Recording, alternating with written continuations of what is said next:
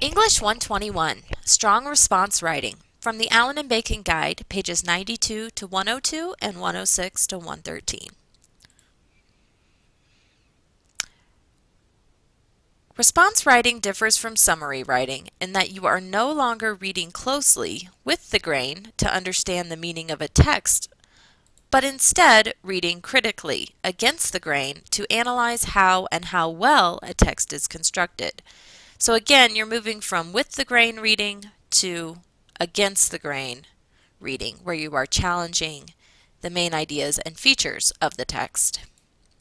Think of strong response writing like a conversation, in which you identify and probe points by examining how a piece is written, and then speak back to the text by doing your own critical thinking and asserting your own responses and ideas. So you start by reading what others have written about a current debatable issue, then you form your own opinions on the issue and find ways to support your ideas. Then you add to the conversation by writing your own texts for others to read and respond to, and so the cycle begins again. There are several types of strong response writing. Three main types: rhetorical critique, ideas critique, and reflection. But most response writing tends to be a blend of two or more types. Rhetorical critique analyzes a text's rhetorical strategies and evaluates how effectively the author achieves his or her purpose with the intended audience. Rhetorical critique points out both the strengths and weaknesses of how a text is constructed, what rhetorical strategies it employs, and how effectively it supports its argument. You might ask, who is the intended audience and what is the writer's purpose? How well does the text suit its particular audience and purpose? How has the genre of the piece affected the author's style, structure, and use of evidence? How do the author's tone and language choices impact the overall effect of the text? How well has the author created a reasonable, logically structured argument based on reputable, relevant, and sufficient evidence? And how well does the writer persuade readers that he or she is reliable and trustworthy? Strategies for rhetorical critique including a thesis that captures your overall assessment of the text and maps out the specific points that you will develop in the analysis, finding a few rhetorical points that you are particularly interested in discussing, and making insightful observations that are supported with examples and short quotes from the text. Ideas critique, on the other hand, examines how the ideas of the original author mesh or conflict with your own. To what extent do you agree or disagree with the writer's thesis? This type of critique speaks back to the text from your own experience, background, and beliefs so as to join an important conversation about the actual subject matter of a text. It involves reading both with and against the grain to see where the author's ideas mesh and conflict with your own. You might ask, where do I agree with this author? What new insights has the text given me? Where do I disagree with this author? What important points has the author overlooked? What new questions has the text raised in my mind? And what are the potential consequences of this text? What are the limitations to those consequences?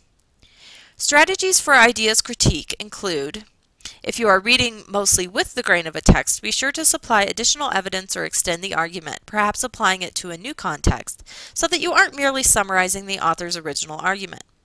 If you are reading mostly against the grain of a text, challenge the writer's ideas, point out flaws and holes in the writer's thinking, and provide your own counterexamples and rebuttals, but be sure to be fair and accurate in your criticisms. Reflection, on the other hand, provides a discussion of how a text has affected you personally, what memories it has triggered, what personal experiences it relates to, what values and beliefs it challenges, what dilemmas it poses, etc. This is a more open-ended form than the other two types of response writing.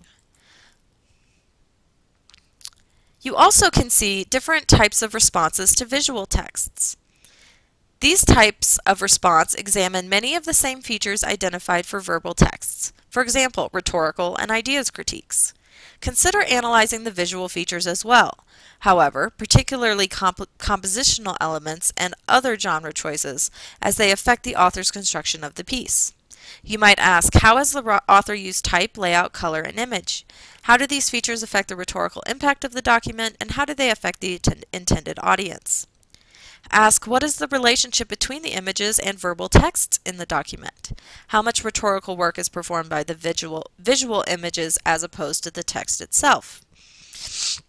And finally, how effectively do the images convey or support the author's main points? How convincing are the visual images, and does the whole argument seem credible?